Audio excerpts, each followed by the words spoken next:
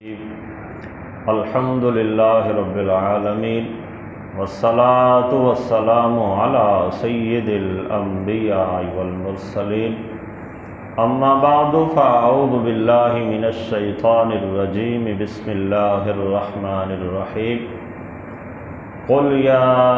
اہل الکتاب تعالوا الى کلمة سواء بیننا وبینکم الا نعبد الا اللہ ولا نشرک به شیئا ولا يتخذ بعضنا بعضا اربابا من دون اللہ فإن تولوا فقولوا اشہدوا بأننا مسلمون صدق اللہ العظیم۔ احباب دی وقار، آج ہمیں سورہ آل عمران کی آیت نمبر 64 پڑھنے کی سعادت حاصل ہو رہی ہے۔ اس آیہ بینہ میں اللہ جل شانہ نے یہودیوں کو اور عیسائیوں کو ایک اور منفرد انداز میں دین کی تبلیغ کرنے کا طریقہ ارشاد فرمایا کہ آقا کریم صلی اللہ علیہ وسلم نے عیسائیوں کو دعوت دینے کے لیے پہلے دلائل اور معجزات پیش فرمائے۔ جب وہ اس پہ رضامند نہیں ہوئے تو رب تعالیٰ کے حکم کے مطابق انہیں مباہلہ کا چیلنج کیا گیا۔ جب مباہلہ سے بھی وہ اسلام کی طرف مائل نہیں ہوئے بلکہ انہوں نے ذلت و پسپائی کے ساتھ جزیہ دینے پہ رضامند ہو گئے، اور نبی علیہ السلام کو حرص تھا، آقا کریم صلی اللہ علیہ وسلم ہمیشہ لوگوں کے بارے میں یہ حرص رکھتے تھے کہ یہ بندہ بھی اسلام قبول کر لے، یہ بھی اسلام میں آ جائے، تو حضور کی خواہش تھی کہ یہ لوگ اسلام میں آ جائیں۔ تو اللہ تعالیٰ نے پھر اس کی تکمیل کے لیے حضور کو ایک اور طریقہ ارشاد فرمایا کہ اے پیارے حبیب، آپ اب انہیں اس انداز سے اسلام کی طرف مائل کریں۔ اور یہ ایسا خوبصورت طریقہ تھا کہ جسے ہر عقل سلیم رکھنے والا انسان اچھا جانتا، سلیم الطبع انسان اسے اچھا جانتا۔ عام طور پہ معاشرے میں بھی لڑائیاں جھگڑے ہوتے ہیں، تو اگر آپس میں کسی بات پہ اتفاق نہ ہو رہا ہو، کوئی بندہ کسی کی بات ماننے کے لیے رضامند نہ ہو، تو کوشش کی جاتی ہے دونوں کو بین لانے کی، ایسی چیزوں پہ دونوں کو اکٹھا کرنے کی کوشش کی جاتی ہے جنہیں وہ بھی مانتے ہوں یہ بھی مانتے ہوں۔ تو اللہ تعالیٰ نے یہاں بھی اسی انداز کا طریقہ اختیار فرمایا، اپنے حبیب علیہ السلام کو تعلیم دی، اے پیارے حبیب آپ انہیں یہ ارشاد فرمائیں کہ تم لوگ ایسے طریقہ پر جمع ہو جاؤ جو ہمارے اور تمہارے درمیان مشترک ہے، اور وہ طریقے یہ بیان کیے کہ اللہ کے سوا کسی کو معبود نہ مانے، اللہ کو وحدہ لا شریک مانے۔ ان تمام چیزوں کا اس آیہ بینہ میں تذکرہ کیا اللہ جل شانہ نے۔ ارشاد فرمایا قل تعالوا قل یا اہل الکتاب تعالوا الی کلمۃ سواء بیننا وبینکم، اے اہل کتاب آپ آؤ ایسی بات کی طرف جو ہمارے اور تمہارے درمیان مشترک ہے، ہم ایسے عقائد پر، ایسے نظریات پر اتفاق کرتے ہیں جو ہمارے درمیان بھی معتبر ہیں اور تمہارے درمیان بھی معتبر ہیں۔ اللہ نعبد الا اللہ، ان میں سے ایک بات یہ کہ ہم اللہ کے علاوہ کسی کی عبادت نہ مانیں، ولا نشرک بہ شیئا، اور اللہ کے ساتھ کسی بھی ہستی کو شریک نہ مانیں، ولا يتخذ بعضنا بعضا اربابا من دون اللہ، اور ہم میں سے کوئی بھی اللہ کو چھوڑ کر کسی دوسرے کو الہ نہ بنائے۔ فَإِن تَوَلَّوْا فَقُولُوا اشْهَدُوا بِأَنَّا مُسْلِمُونَ، اور پھر بھی اگر وہ اعراض کریں تو آپ انہیں فرما دیں کہ بے شک اے لوگو تم گواہ ہو جاؤ ہم تو مسلمان ہیں۔ تو احباب دی وقار، اس آیہ بینہ میں عیسائیوں کو 3 چیزوں کی دعوت دی گئی۔ ایک دعوت تو یہ دی، انہیں کہا گیا کہ اللہ کے سوا کسی کی عبادت نہ کرو، کیونکہ وہ اللہ کی عبادت تو کرتے تھے لیکن اللہ کے ساتھ حضرت عیسیٰ علیہ السلام کی بھی وہ عبادت کرتے، انہیں بھی معبود سمجھتے تھے۔ تو انہیں کہا گیا کہ اللہ کی عبادت کرنے میں ہم بھی مشترک ہیں، تم بھی مشترک ہیں، لہذا اللہ کی عبادت پہ جمع ہو جاتے ہیں۔ دوسرے نمبر پر انہیں یہ کہا گیا کہ اللہ کے ساتھ کسی کو شریک نہ کریں۔ جو عیسائی تھے یہ اللہ کے ساتھ دیگر چیزوں کو شریک سمجھتے تھے، اور ان کے نزدیک اقانیم ثلاثہ تھا، وہ یہ کہ یہ 3 چیزوں کو قدیم مانتے تھے کہ 3 چیزیں ایسی ہیں، 3 ہستیاں ایسی ہیں جو قدیم ہیں، دائمی ہیں۔ ان میں سے ایک کو باپ کا نام دیتے، ایک کو بیٹے کا نام دیتے، ایک کو روح القدس کا نام دیتے، باپ، بیٹا اور روح القدس۔ اور اس سے مراد عام طور پر باپ سے مراد نعوذ باللہ من ذالک اللہ تعالیٰ کی ذات کو لیتے، بیٹے سے مراد حضرت عیسیٰ علیہ السلام کی ذات مراد لیتے، اور روح القدس سے مراد حضرت سیدنا جبرائیل علیہ السلام یا اس طرح کسی فرشتے کو مراد لیتے۔ تو اس انداز سے یہ اقانیم ثلاثہ کا نظریہ رکھتے تھے کہ یہ تینوں ہستیاں کہتے تھے کہ یہ قدیم ہیں، جبکہ مسلمانوں کے نزدیک اللہ وحدہ لا شریک قدیم ہے، ازلی اور ابدی ہے، باقی جتنی بھی چیزیں ہیں، جتنی بھی مخلوقات ہیں وہ فانی ہیں، وہ ایک نہ ایک دن ختم ہونے والی ہیں۔ تو انہیں کہا گیا کہ اللہ کے قدیم ہونے میں تم بھی مشترک ہو، ہم بھی مشترک ہیں، اس کو اپنا لو، باقی چیزوں کو چھوڑ دو۔ تیسرے نمبر پر یہ کہا گیا کہ اللہ کو چھوڑ کر کسی اور کو رب نہ مانے، اللہ کے علاوہ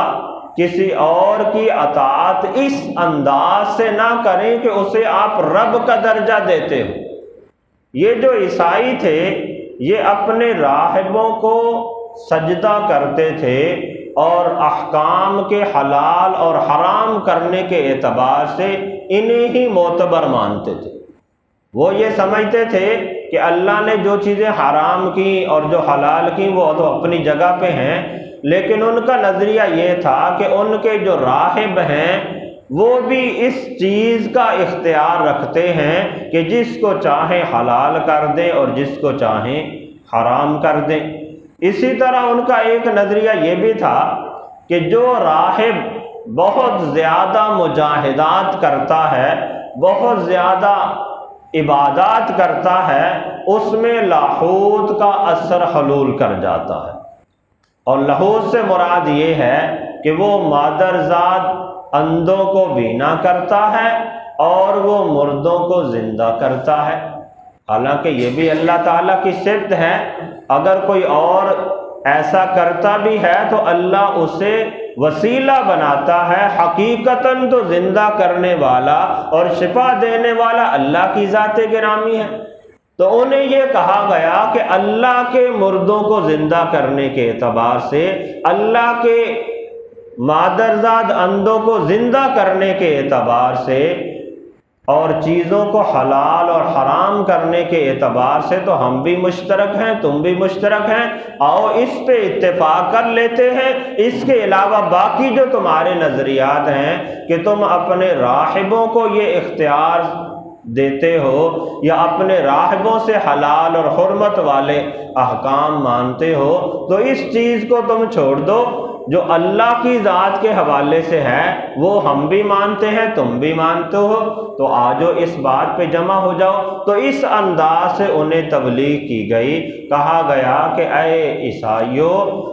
تم ایسے کلمہ پر ہمارے ساتھ متفق ہو جاؤ جو تمہارے درمیان بھی معتبر ہیں اور ہمارے درمیان بھی معتبر ہیں۔ ان میں سے سر فہرست 3 چیزیں یہاں پہ تذکرہ کی کہ اللہ نعبد الا اللہ، کہ اللہ کے علاوہ اور کسی کی عبادت نہ کریں، ولا نشرک بہ شیئا،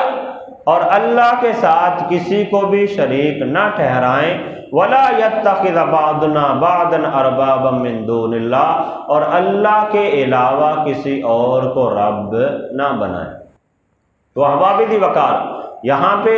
عیسائیوں کو تو ایمان کی تبلیغ کی جا رہی ہے، اسلام کی تبلیغ کی جا رہی ہے، اس کے ساتھ ساتھ یہاں ہمارے مسلمانوں کے عقائد و نظریات کا بھی اظہار ہو رہا ہے کہ ہمارے جو مسلمانوں کے عقائد ہیں وہ اس انداز کے ہیں۔ تو ہمیں بھی چاہیے کہ ہم کما حق ہو ان عقائد پر کاربند رہیں کہ اللہ کے علاوہ کسی کو عبادت کا مستحق نہ سمجھے،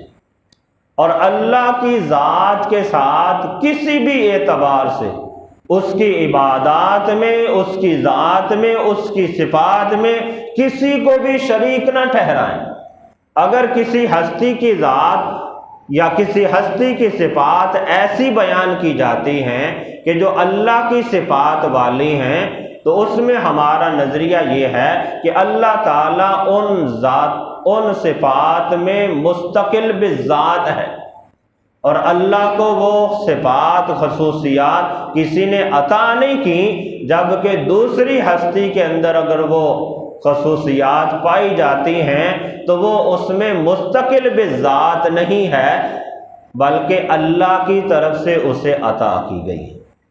جیسا کہ رؤوف الرحیم ہونے کے اعتبار سے ہمارا نظریہ ہے، اور اللہ نے قرآن میں بیان کیا کہ اللہ بھی رؤوف الرحیم ہے، نبی علیہ السلام بھی رؤوف الرحیم ہے۔ علم غیب کے حوالے سے کچھ عقائد و نظریات قرآن و سنت میں آتے ہیں کہ رب تعالیٰ بھی علم غیب جانتا ہے، اور نبی علیہ السلام کو بھی علم غیب پہ مطلع کیا گیا۔ یہ اس طرح کی اور بہت سی چیزیں ایسی ہیں۔ تو ہمارا اس کے اندر نظریہ قرآن و سنت کے مطابق یہ ہے کہ یہ جتنی بھی صفات باہم مشترک نظر آتی ہیں،